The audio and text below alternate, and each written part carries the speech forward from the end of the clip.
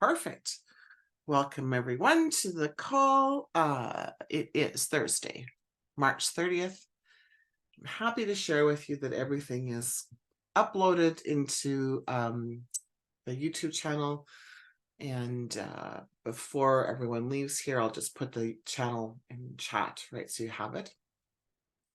And currently there's no description in 99.99999% of them. So I have to figure out a simple way to do that. So yeah, as of this time, I don't have it. So what I wanted to continue sharing with you is around business and business concepts. And one, I guess, mindset, well, probably more than one, but certainly, I guess, specifically like one mindset piece around it. And so I'll start with the mindset piece. Years ago, like I'm talking, I think 2004, one of my, was in a mastermind group, and one of the students, the clients, was disagreeing with what the coach was saying. And the coach wasn't flustered or anything, was just, I mean, we're all, it just gave space for everyone to have their opinion, right? But what he did say really stuck with me, and which was, would you, he said, he said to the student, would you rather be right or would you rather be rich? And so, kind of had me do what Karen just did, was just like this, what? And I've shared, we tend to show up in our lives as we need to be right or we need to not be wrong. And so if we, dig a little bit deeper into that, we even go past the human behavior. If you have a value that's important to you, or a belief that's important to you, would you be willing to and open to challenging yourself in that belief or that value? Sometimes you get really caught up in like this is the way it has to look, right? And so what if it didn't? Would you be willing to look at anything, your systems that you have, the way that you do things, who you are, how you show up, what your beliefs are? Are you willing to pause and be open to other possibilities? Or do you need to be right in that system or right in the values? And I had this experience about 10 days ago, I think it was now, where I was speaking with Candace and Samantha, and I realized I was caught up in the way that I thought it should look, right? Needed to look a certain way. And then what I realized was that I was placing myself in this position of, do I want to be right or do I want to be rich? And I don't resonate with the word rich, but that saying came with me. And and rich doesn't have to be about money. It can be rich in friends, rich in health, right? Rich in wealth. I mean, rich can be used in different words. So that was my first, okay, I'm still not resonating with that word, but I actually might be in resistance to the word. Okay, so that was my first indication of, okay, what's the resistance? So it ties into what we've been talking about this last week with you. Are you resisting? Are you in non-resonance, or could it be disguised? And then when I realized what I really wanted was the outcome. And so does it really matter how it unfolds, even if it doesn't unfold the way that I think it should, or how, like the process, the systems, right? And I had noticed that I was having this really narrow focus on, I had this idea, and I was attached to the way that it needed to unfold. So when I said to them, give me a moment, I'm attached to the way it unfolds. I just need to get out of my own way and And so then I said, well, what? So, okay. And I literally took the stance of, so I'm sitting back in my chair right now. So I usually, I try to, for posture's sake, right, sit up high. But I did, I found myself, even my body language was tighter, like, wound up tighter. So I changed my position to like a really like kind of, okay, like moved my arms back so I could enter into this situation open hearted. Had my palms up. So I changed my body position, asked my higher self to ensure that I was listening with everything, like, so listening with my third eye, my crown. So I think everyone knows this, but your third eye is here, your crown here is here, your heart chakra, right? We have a higher heart. We have, an opening up my belly. Like I want to listen, not just with my ears. When I did that, I was able to see a little bit about what they saw or how they saw it. And so then I just was willing to follow, right? So willing to follow their thoughts, their heart, their process, their systems, their intellect, because they were using both, I think their head and heart. And I was just caught up in one. And was able to see enough that I could be open to listening more and receiving more. And I don't fully see what they see. So in my life, I take the position of, if I'm afraid, like if fear comes up or resistance comes up, I know that's the path I'm meant to take. The moment I'm like, the moment I'm like, oh, so it's not even discomfort necessarily, but for me, it's a key indicator of there's something for me to explore. Doesn't mean I have to go down the path all the way. I can explore and go, oh, that's why I was afraid of that. Yeah, no thanks. Right. This is not the path. But I'm open to it. So the question being for all of you, how caught up are you in this is the way that it needs to be, right? And so there might be indicators out there from people who have shared with you words like, and this is only their opinion, but this could be an indicator. Words like, don't overthink. Words like, does it always need to be your way? Things like, could you relax or loosen around that? I mean, it might also be like, are you always this, wound up or this tense or this uptight and if you can lose the meaning of the word, like don't take it personal, but if you've heard that from people, it's not an indicator that you are wound up tightly or you are an overthinker. But would you be willing to, like, if you've heard those words, explore what, other than the meaning that you've maybe given in the past, what else could it mean, right? So in human design, I'm a 1-3. And so I am an overthinker. I process everything. I contemplate everything. It's difficult for me to respond in the moment too much not to anything, because I've learned what that looks like for me. And so I don't take offense to that. So when Rob will say, like, I think you're overthinking this, I said to him, yeah, more than likely I am. Right. And being okay with that. So it's kind of like a double-edged sword, right? I am an overthinker. However, am I thinking that it has to be this way?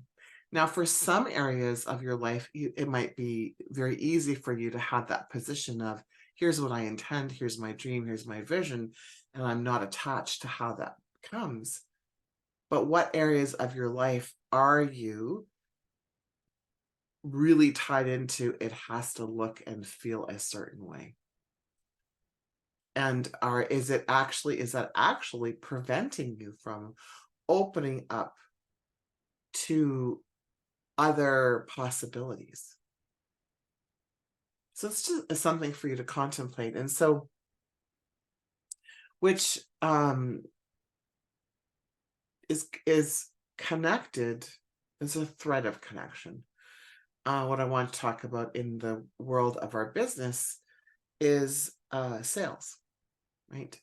And so, you know, years ago, I mean, let me see, when I was in university in Regina, I applied for a position with a company called Winterco. And so I'm from Saskatchewan. So I was in Regina. I'm from Humboldt, and the closest city to Humboldt is an hour west, which is Saskatoon, which is where I spent most of my where I started going to university. And then got married, moved down south. And there was one thing that I was really excited about, was that my father and mother owned a hotel at that time. And whenever I would go and apply for a job in the hospitality industry, because my dad belonged to so many associations, it was like always this, oh, you're Claire and Donna's daughter, right? And so I went and applied for this job. I got the job. And then about a month into it, I found out that the gentleman who hired me, who owned the company, was the gentleman that gave my mom and dad a loan for the hotel through a lending company for small businesses through the government. And his name was Don. And I remember, so we're sitting there, and the look of complete, like, I was so disappointed. And he said to me, "What's the look, Ranchelle?" And I said to him, "Did you hire me just because of my mom and dad?" And I was pissed off because I wanted to be hired on my own merit, right? And so then he said, "No," he said, but let me clear something up. It's okay to utilize your the resources that you have to get a job. He said, most jobs are usually from someone that you know. He said, so don't get caught up in that. Number one, you did get the job on your own merit. And he said, "You're a great salesperson." And so I don't even know if we'd been there. Probably it was probably just our first week, actually. And so I said to him, "How do you know that?" He goes, "In an interview," he said, "an interview, Ranchelle, is you selling why you should be hired." And it just hit me like this, like, oh my goodness. Oh my, it never occurred to me. Although when I worked at my mom and dad's hotel, my dad told me, that what I did at the hotel, every time I had a new part in the hotel, I had the most important job because of the impact and influence it had on the guests. Like if you walk into the front entrance of the hotel, in the lobby, right, I was responsible for cleaning the lobby. And my dad said, if you don't make a good first impression, like if the lobby doesn't make a good first impression, people, they might stay there, right, because they have a reservation, but they won't come back, even if they had a great experience. Because what's also imprinted in their mind is the dirtiness of the front entrance. And it won't even, I remember my dad saying, they won't even know that's why they don't want to stay. And so first impressions, I learned I was 15, right? At a very young age, are important. And yes, there's a shadow self to that, like everything else. There's a shadow self to that. I share this with you because, I think we might forget some of those key pieces in business when we go into a sales call. So we might call it an enrollment call. We might call it a discovery call. We might call it an unpack your genius call. It doesn't really matter what we call it. The end result often is an opportunity for you to share your brilliance, but more specifically, what happens in calls, and I'll go back to just a sales call, is that the consultant or coach or product person starts talking about all the reasons why the right? The potential client should buy their thing. And what's not happened is a conversation to find out, is this actually a good fit to buy the thing? We just make the assumption because there's an appointment made that, oh, it's like, someone walking through your front door. If you owned a storefront, you wouldn't assume that you knew what they wanted just because they were walking through the front door. And so the key to having a great conversation with someone is asking them questions, but being an awareness of their body language. So Zoom calls are great for that, versus like a phone sales call. Different ways to communicate, right? Being an awareness of how they communicate is important as well. And so what if we took the pressure off of we're having a conversation so that someone becomes a client, and we decide to have a conversation, and some of you may already do this by on purpose, and some of you may just be doing it because that's just how you show up. But what if you had a conversation with someone to find out what kind of what was going on in their life? Like, what kind of pain are they in? How is this thing that they're coming to talk to you about affecting all areas of their life, right? Jen and Tasha are part of a company that helps with your leptin levels, your leptin hormone levels, which is I might get some of this wrong, so Jen and Tasha, please feel free to correct, but it is a supplement that helps you be an awareness, number one, of your satiation, right? So some people who are overweight are it's a hormonal thing, and there's a lot of great studies about how leptin is a hormone that is affected, right, and helps. So they have this great supplement out that helps. Now, is it a magic pill? Unfortunately, no. Do you still have to be an awareness of the things? Yes.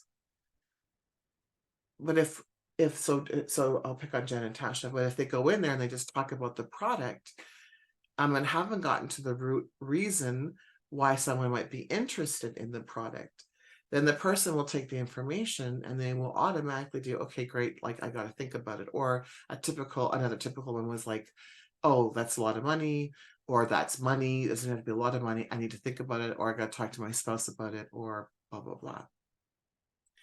But if you think about all of the ways that feeling, even not overweight, feeling unhealthy, I can just broaden this a little bit now. Feeling unhealthy affects your life. Like, how many different ways does it affect your life? So if you're having stress or anxiety, how many different ways does that affect your life? Well, I don't know, let's count like a gazillion, right? If you have stress and anxiety and you are an older woman, like usually past the age of 30, then your cortisol levels are out of whack, and then you gain fat around your belly. So if you have someone in business who's talking to you about stress and anxiety, you could simply ask them as well as, how is that affecting your health? Have you noticed, like, lots of women who produce too much cortisol, they have belly fat, like right, they have a bit of a tire around. Are you also experiencing that? Now, could you imagine if they were there looking for, I don't know, insurance, like use that one, and right, and all of a sudden you're going into like belly fat, they're like, what the hell? Because they don't think it's connected, but you're showing them, yes, it is connected. Is your lack of self-confidence affecting you anyplace else?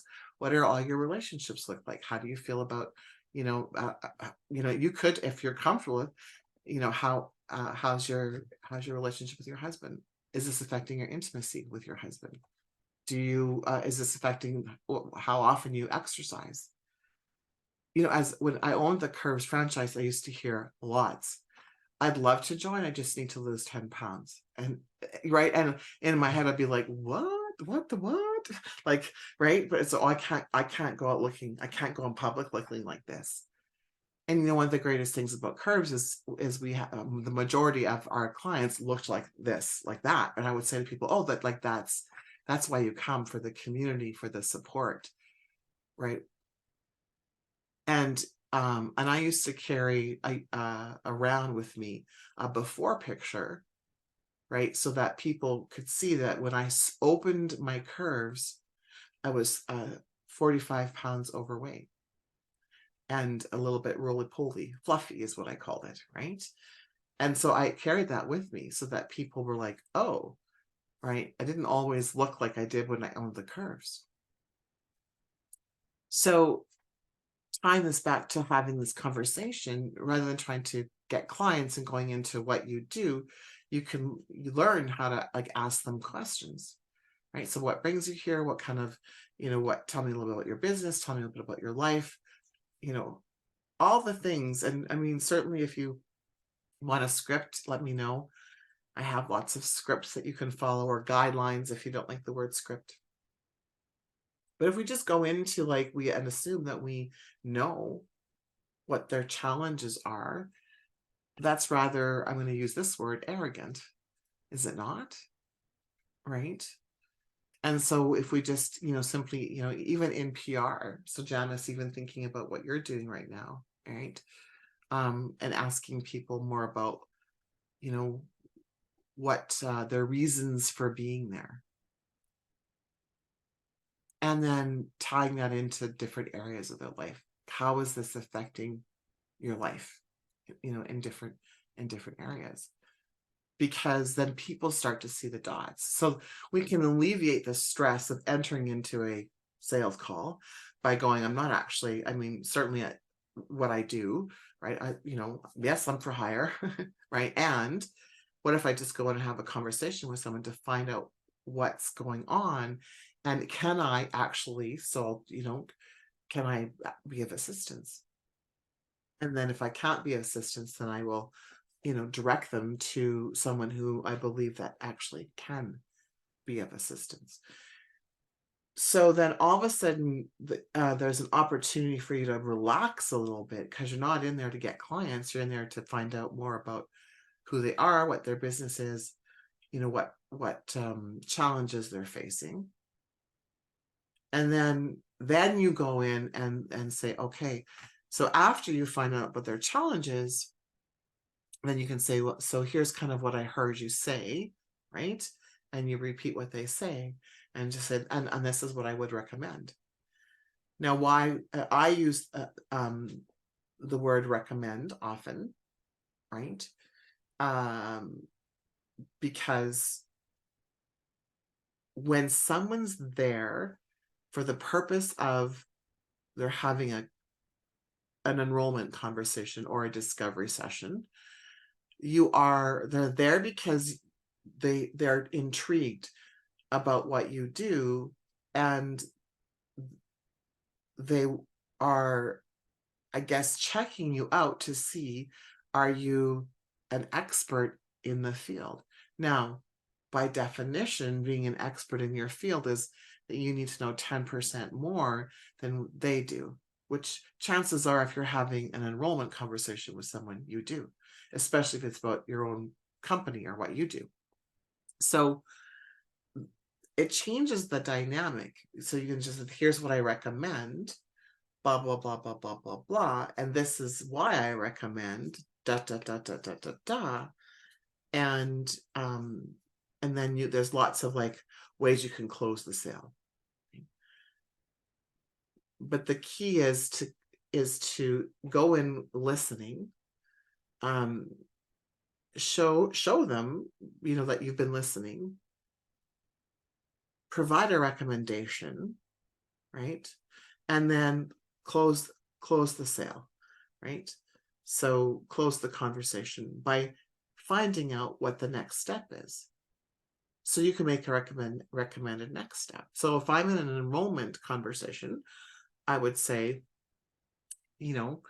basically, how does that sound? And if you were to work with me, right?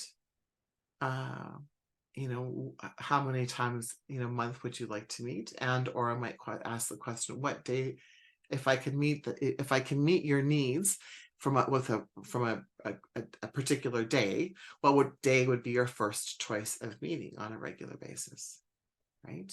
So I'm not promising I can meet that day, but I can look. Or if I don't have any time left on my Tuesday calendar, then I can say, I typically meet people like Wednesdays and Thursdays. Is there a day that's better for you?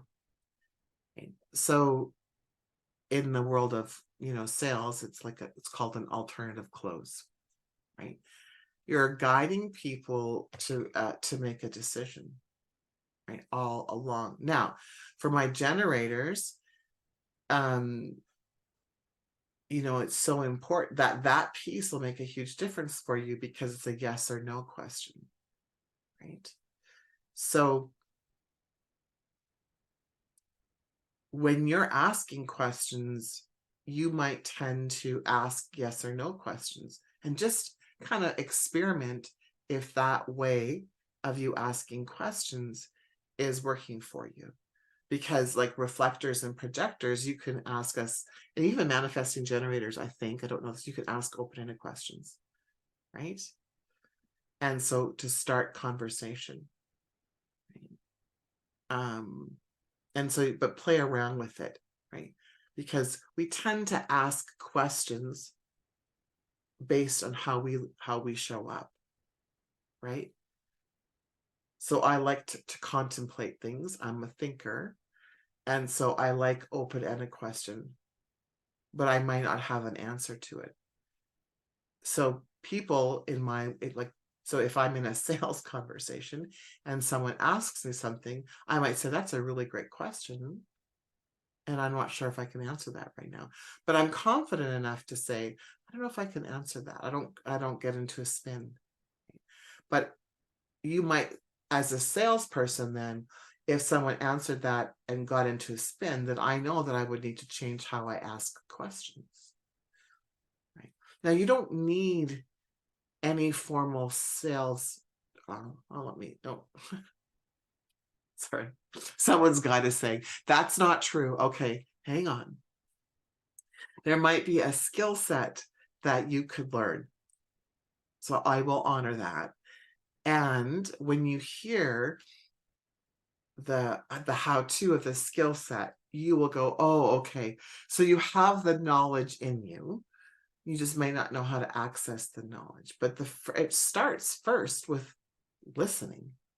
And then you go, oh yeah, I can help with that. Yeah, I can help with that. And yeah, I know someone who can help with that, or whatever that looks like. Right. So when you're in a conversation with someone, I guess oh, there we go, moving to energy. Don't be so hard on yourself. And the other thing is, I love this. Other coaches and consultants will say to you, you need to close the deal that day, because they're going to go away and they're going to think about it. They're not going to join your program and blah, blah, blah. And I'm going to tell you, that's, I'm going to swear, that's fucking bullshit. Does it take longer? Will you lose such poor language, lose some sales? Sure you will.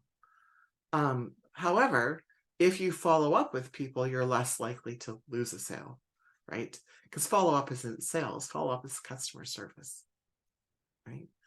Can you ask a finger in mouth gagging? Sure, says, right? Can you ask to book another appointment, a follow-up appointment, right? That's a great way, right? So people aren't ready to make that decision, then just say to them, I want to honor that, and I would love to book a next conversation with you. Because typically what I find, this is my truth that I speak. Typically what I find is that people go away having to ask questions, or they have more questions. And then they're trying to remember if we talked about that, and that's not fair. I don't want you to have to kind of recall a part of the conversation that we had. And then that gives me an opportunity to answer anything that I might have missed. and if we book another call. And so then, then we book another call. I would say 99% of the time we book another call. And then part of what I share is, and this is, I guess, the experience of understanding what happens in our minds. And you're more than welcome to take this if this resonates with you.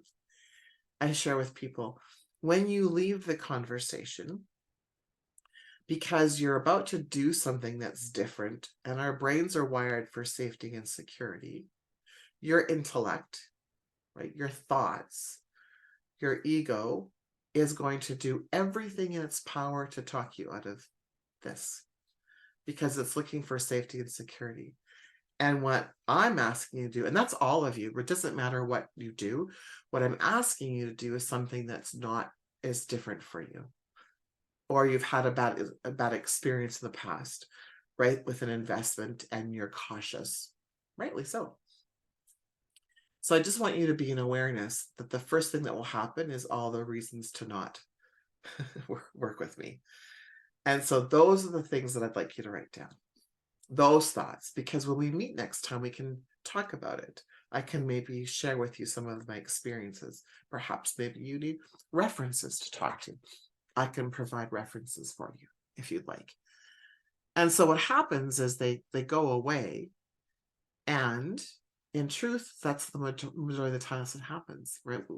We start to try to talk ourselves out of it, and then they go, oh, right, Ranchal said that this was going to happen, right? And so then, so that, and so in the truth of that, and you sharing the truth of that, people go, oh, okay, like she's the real deal. And some of you I know have had this experience with me, that I said that to you, right? And you're like, oh, she's the real deal, right? And so, because I speak the truth, that's part of my motto, truths, right? Hashtag truth seeker, truth speaker. So then, that provides you, with a great, with a great first experience with you. Because so many people are used to having a conversation where objections are being overcome in the first sale, right? The first conversation. But if we just alleviated that, we still ask for people to join your program or to buy your product that first time. I would say now that 60% of the people, for me, don't necessarily join me the first conversation. And I would say, so out of that 60%, another probably 80% of the 60% will join me the second conversation. And then the rest will join me at some point in time. And it might take years. It might take years to join me. And that's okay, because I'm not caught up in the when, right? People can join us at any time. And I know that's the same thing with all of you. So part of it is our mindset of letting go of the conversation has to happen in a certain way. The challenge for me with my neurodivergent brain is to ensure that I put in my calendar, yes, I'll put the second conversation, but to put in my calendar to follow up with people, like a month later, 3 months later, 6 months later, a year later, right? And so that's a right, a mind, like a thinking challenge that I have. And so you might be the same, right? So you might need to calendar when to follow up with people, or just check in with people to see how they're doing. And and support them, support them throughout even if they're not your client. I had someone the other day who was doing something, and she was actually whining, I'll use that word, whining on Facebook that her life wasn't quite the way that she wanted it to be. And I messaged her and said, did you need to chat? And so we had this quick chat, and she said, and she was grateful for the conversation. And I didn't try to close her to be a client. Like, she's going through her stuff, and obviously she's meant to go through her stuff. And so, but I can still support her, right? I can still support her and coach her, for free, right? And not be attached to, what that looks like. So is there any way for you to support people in what you do, right? And not worry about getting paid? And I know that can be a challenge when we all have, I don't know, maybe you guys don't have mortgages to pay, right? So I have rent. We don't own this house, right? I have rent to pay. And so what, we have bills to pay. Again, I joke, I can't go to the bank, can't go to TELUS and say, oh, by the way, right? I'm a fantastic coach. Let me coach you, and then you pay my bill. It doesn't work that way as of yet. Utopia doesn't exist. I know, right, Karen? We'd be like, yay. All right. I'm just gonna pause or stop the recording. And does anybody have any questions?